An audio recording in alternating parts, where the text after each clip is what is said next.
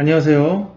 오늘은 지금 댓글이나 그런 걸로 질문을 좀 많이 해주시는 초등 수학 관련해서 궁금한 것들 좀 간단하게 답을 좀 달아드릴게요. 첫 번째가 수학을 이제 하루에 3시간씩 이렇게 하면 힘들지 않냐라는 질문이 있는데, 수학을 하루에 3시간씩 이제 제가 이제 시키는 방식이 하루에 3시간씩에서 일주일에 9시간을 시키는데요. 따로 숙제를 안 내줘요. 제 자녀를 기준으로 보면 3시간씩 시키고 일주일에 9시간인데 숙제를 안 내줍니다. 그러니까 숙제를 안 하기 때문에 일주일 내내 이제 사실 혼자 푸는 시간, 혼자 수학하는 시간이 총 9시간인 셈인데, 이거를 하루에 3시간을 쭉 하게 되면 힘들지 않냐? 그러면 당연히 힘들죠.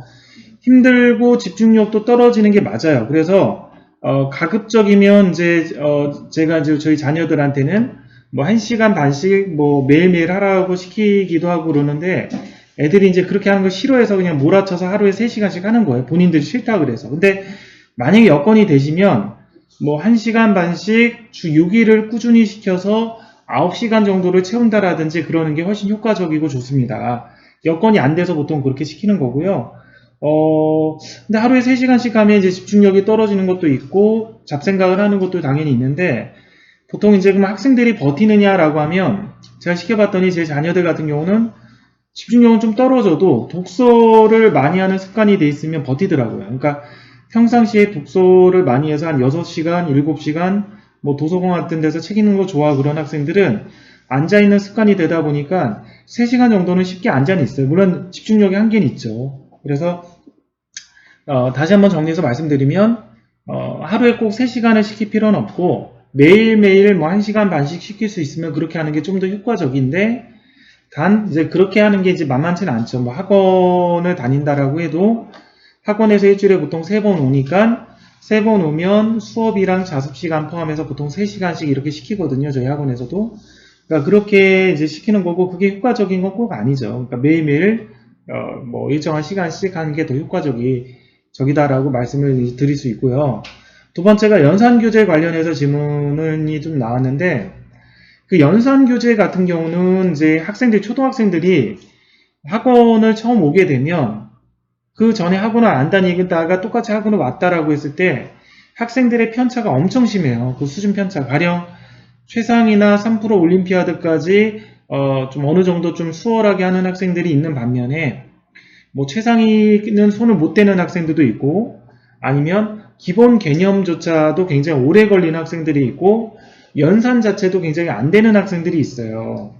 근데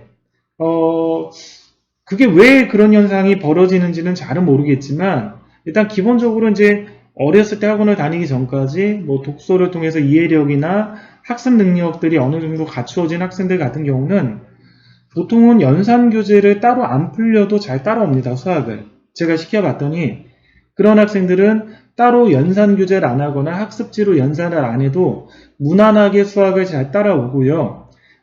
가끔 그런 학생들이 좀 연산이 좀 막힐 때는 그 파트만 좀 복사해서 좀 연습을 시켜주면 무난하게 가고, 보통은 이제 중학교 1학년 1학기 과정 들어갈 때 많이 힘들어하죠. 그때는 좀 많이 연산교재를 씁니다. 그때는 이제 연산교재를 안 쓰는 학생들도 있고, 그 와중에도 연산교재를 안 써도 무난하게 중학교 1학년 1학기 과정을 가는 학생들도 있고, 초등학교 때까지는 연산교재를 안 했으나 중학교 1학년 1학기 과정에서는 연산교재, 뭐 수력충전 그런 거 많이 쓰잖아요. 그런 연산교재를 가지고 연산 연습을 먼저 하고 교과과정, 기본 개념 교과과정을 가져가는 경우가 꽤 많이 있어요. 그러니까 제가 이제 학생들을 시켜봤더니 초등학교는 웬만한 이해력이 있는 학생들은 굳이 연산교재를 안 해도 수학을 잘 따라오고요. 최상위까지 잘합니다.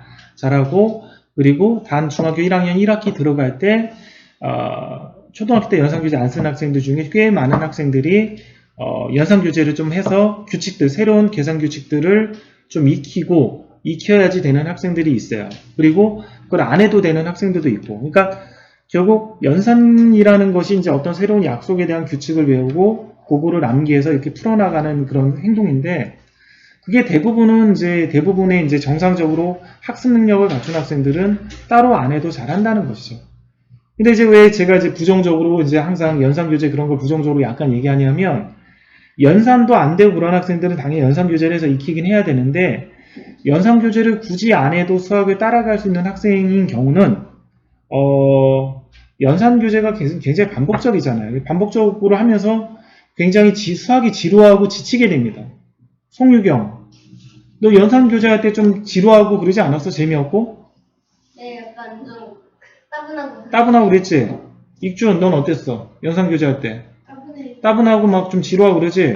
그래서 제가 이제 수학을 어느 정도 연산교재를 안 해도 따라갈 만한 학생들은 연산교재를 안 시키지 말라고 얘기를 하는 거예요. 학생들이 실제 얘기를 해보면 되게 지루해합니다. 연산 막 하고 반복해서 연습하는 거 굉장히 반복해서 하는 거 싫어하기 때문에 그리고 웬만한 학생들은 제가 보니까 그거 안 해도 잘 할 수 있기 때문에 굳이 그거를 할 필요는 없다 그 말이고요. 만약에 잘하는 학생들을 억지로 연산교재를 시켰을 경우는 학원에서 진도 빼기는 쉬워요. 진도는 훨씬 많이 빼기는 쉬운데 제가 생각하기엔 굳이 뭐 잘하는 학생들은 연산교재를 안 시켜도 되겠다 그런 말씀이고요.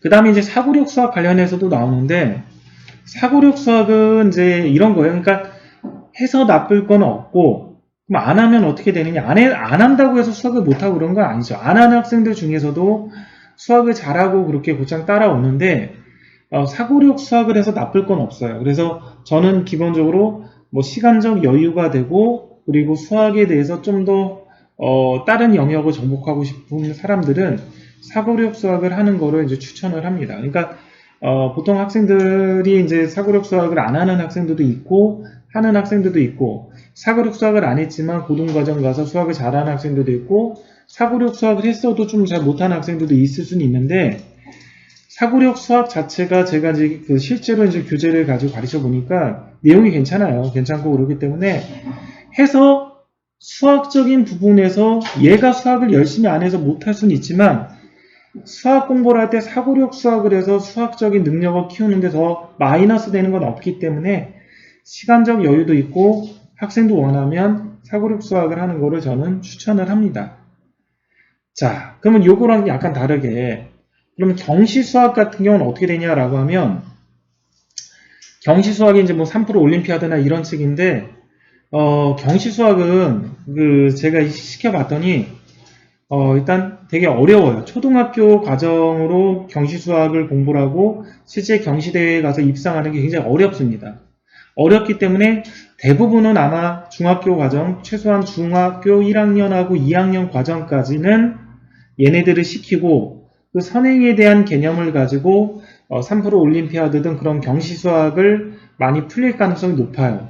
그렇게 해야 좀 약간 원활하게 풀리고 초등학교 과정만 가지고 경시 수학을 풀리면 할 수는 있는데 굉장히 오래 걸려요. 힘들어하고 학생들도. 그래서 경시 수학을 시키는 거는 정말 이제 마음 먹고 수학에 올인할 자세가 돼 있고 학생도 돼 있고 부모님도 돼 있다면 시키는 거는 저는 뭐 판단이니까 나쁘진 않지만 일반적인 학생들은 경시 수학 자체를 하는 거는 굉장히 이제 수학을 지치게 하는 것일 수도 있기 때문에 그거는 판단하기 나름인데 좀 힘들 것 같아요. 일반적인 학생들 좀 적당한 상위권 같은 경우는 경시 수학을 하는데 쓰는 에너지보다 차라리 그 시간에 사고력 수학이나 그런 걸 하면 어떨까 개인적으로 그런 생각이 들어요.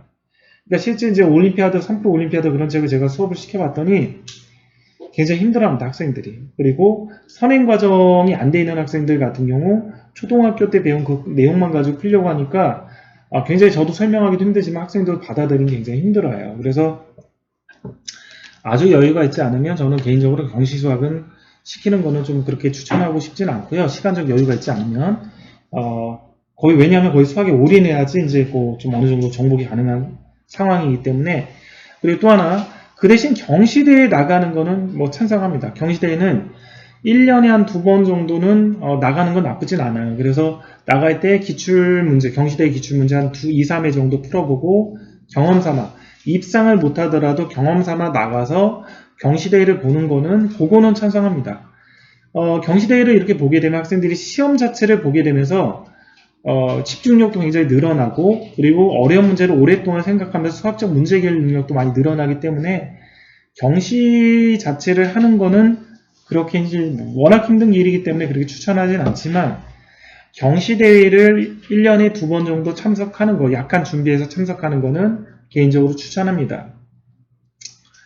자, 그 다음에 초등 수학에서 오답하는 부분에 대해서도 질문이 좀 나왔는데, 오답하는 거는 이제 정확히 아는 건데요. 정확히 아는 건데, 오답하는 거는 제가 교육과정상 이렇게 초등수학 교육과정을 봤더니 굉장히 반복적인 내용이 많기 때문에 오답을 막 거의 암기식으로 시키는 거는 그리 찬성하지 않고 한 번 정도, 그러니까 모르는 거 한 번 정도 질문하고 다시 한 번 정도 풀어보는 그 정도로 간단하게 오답만 하면 어차피 3학년 때 배웠던 게 또 4학년 때 또 나오고 5학년 때 6학년 때 계속 반복적으로 나오니까 그때 다시 반복하면서 복습해도 나쁘진 않다 이 말이에요. 그러니까 내신이 되는 중학교 2학년부터는 내신이 들어가니까 오답을 철두철미하게 하긴 해야겠지만 초등학교까지는 그 정도로 한 번 정도 풀리고 얘가 100% 이해한 느낌은 없어도 어느 정도 이제 됐다 싶으면 바로 넘어가서 하면 또 4학년, 5학년, 6학년 될 때도 반복을 하기 때문에 그때 오답을 해도 된다라고 생각을 합니다. 왜냐하면 계속 질리잖아요, 수학이.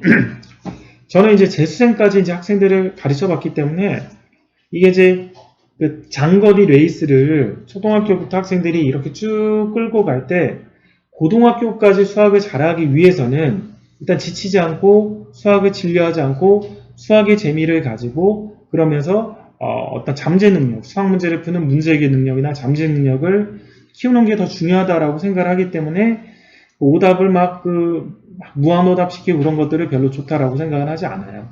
그리고 오답 연습하는 거는 중학교 한 2학년 때 내신 들어갈 때부터 연습을 해도 그때 한 2학년, 3학년 연습하고 고등학교 때부터가 이제 실제 싸움이니까 그때부터 제대로 이제 오답해 나가고 그래도 충분히 늦지 않다라고 생각을 합니다. 여기까지 하겠습니다.